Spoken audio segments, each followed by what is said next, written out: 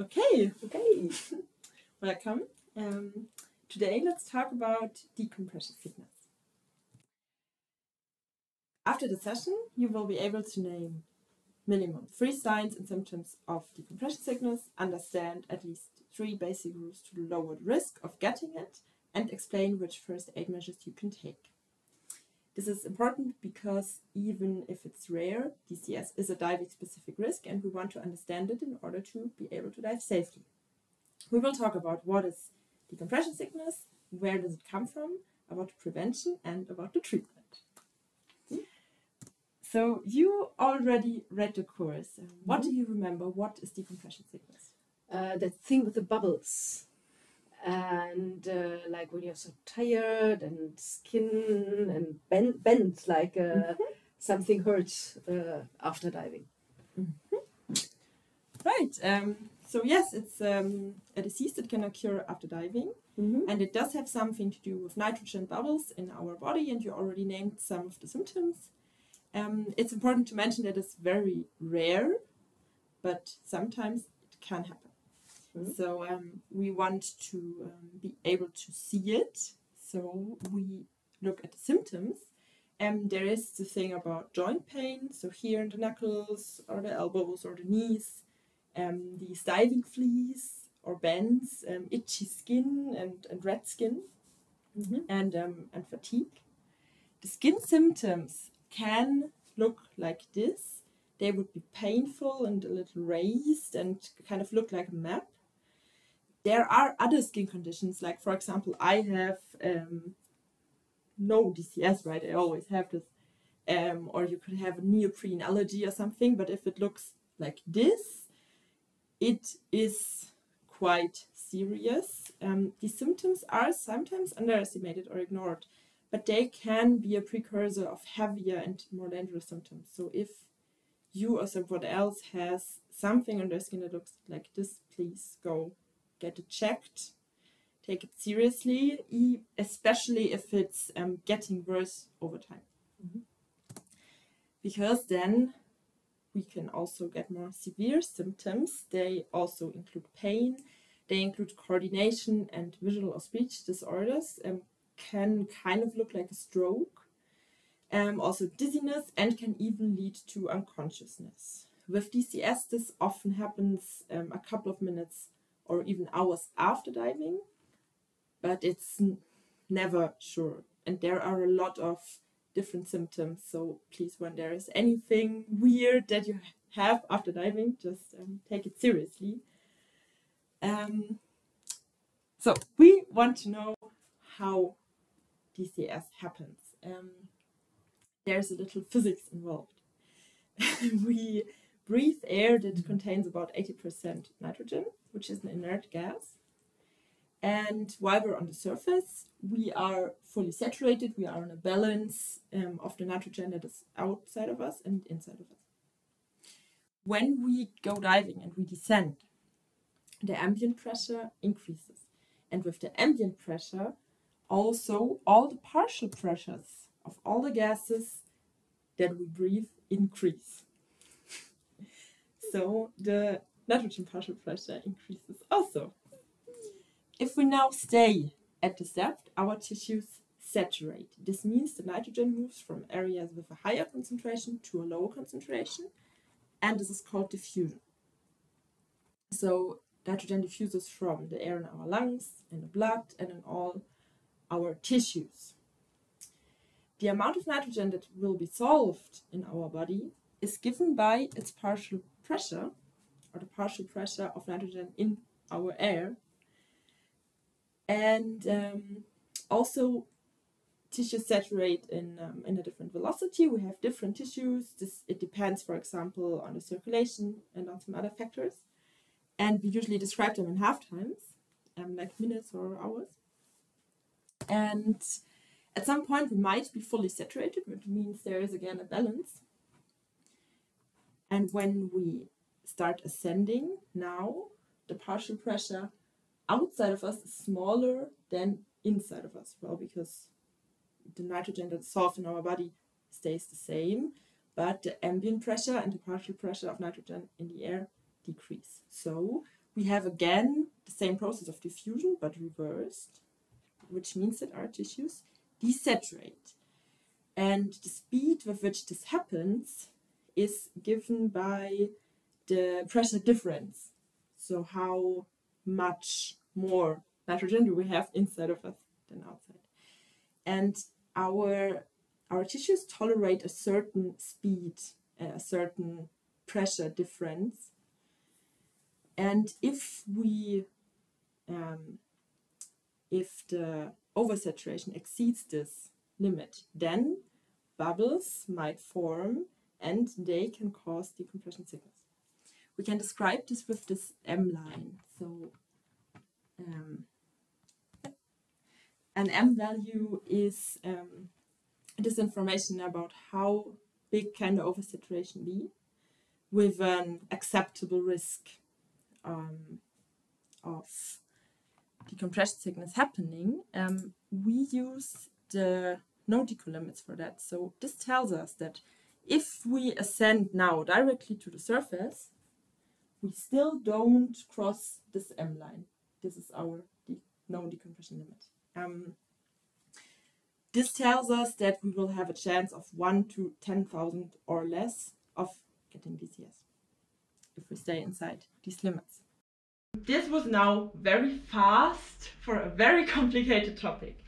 So if you are interested in this physics in decompression theory, I can very much recommend you our Punkfish Academy.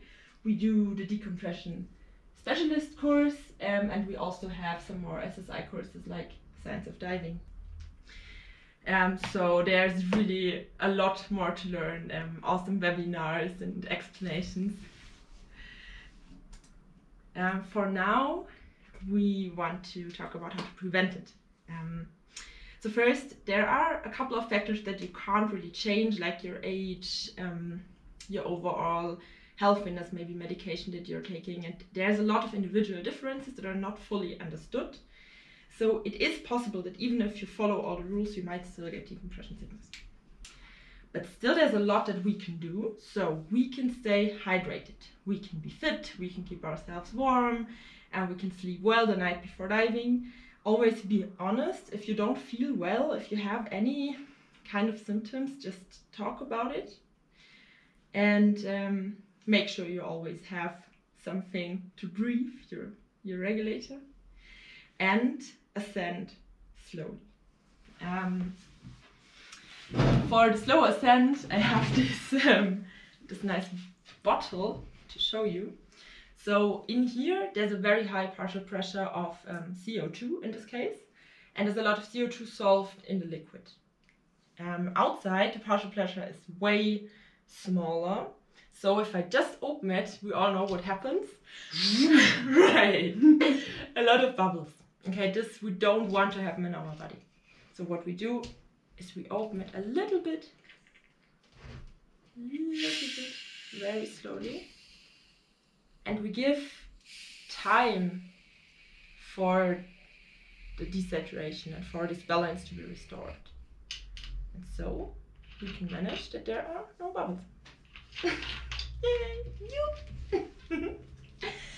Okay. And another very important thing is to always dive inside your limits. For example, the no decompression limit. And that you plan your dive and then dive according to your plan. How do we know our decompression limits? How can we plan a dive? Please open your app. Good. Tables. Right, you find the no decompression limits. Perfect. You can see, for example, here for any depth, just the decompression limit as like an overview, but you can also use it to plan dives and even repetitive dives. But we also have our computers, which for me are easier to use. And you already had a rental computer today, this one. Right, so do you remember what kind of data it was showing you today when we were diving? Yeah, the depth where we are and the no decompression limit. Right. And the no decompression limit was like smaller when we went deeper and more than we were shallower. Yes, right, exactly. And then at the end of the dive, do you remember? Ah, the safety stop. Right, perfect.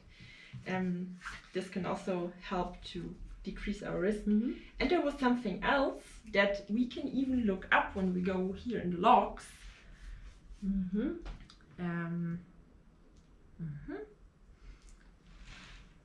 Once more. And now here on the side. The ascent speed. Exactly. Okay, 14 meters per minute. This was fast. It was faster than it should be, but still kind of okay. And it also shows you this life while you're diving. So it can help you to stay inside the ascent speed limits and also inside the decompression limits. Tomorrow you can even try some more computers. We have, for example, also this model. Yeah, that's my baby.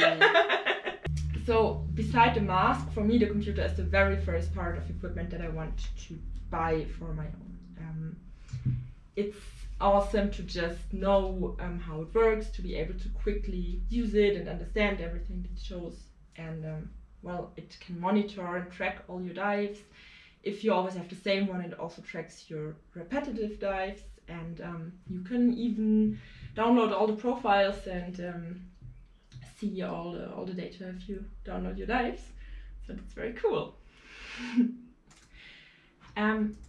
So in case decompression sickness does occur, we want to give first aid. So it is quite hard to properly diagnose, and decompression sickness can also look very similar to lung expansion injuries, for example. But luckily, it's always the same that we have to do. So the first thing, if someone comes up from a dive and has some kind of heavy symptom, we always call the emergency services first. This is here and for all of Europe, the number 112. Then, in case the person is unconscious and doesn't breathe, you give them CPR if you know how to. And for all diving injuries, you always give oxygen if you know how to. This is really the most important thing because it doesn't hurt and it helps for most diving related problems. This is also the reason why in our briefings we always say here in the car we have oxygen, because we always bring it with us to the diving spot. There's also as a treatment the hyperbaric chamber, where we do recompression. Please never bring a diver back underwater to do recompression, and also don't directly go to a chamber. Call the emergency services and then they will direct you there. So, can you now tell me what are signs and symptoms of DCS? So this pain in the joints and fatigue and like this spots on the skin. Right. And more. Right. These are the mild symptoms, and they can even go up until unconsciousness and neurological problems. What are basic rules to lower the risk? Stay well in between the limits, slow ascents, and stay hydrated. Right, like take care of yourself in all ways. And what are the first aid measures? Oxygen. Oxygen. And right. normal first aid. Normal first aid, right. Exactly. So today we talked about what is decompression sickness, where does it come from, how to prevent it and how to treat it. And with this knowledge you are now able to follow the basic rules and do safe dives.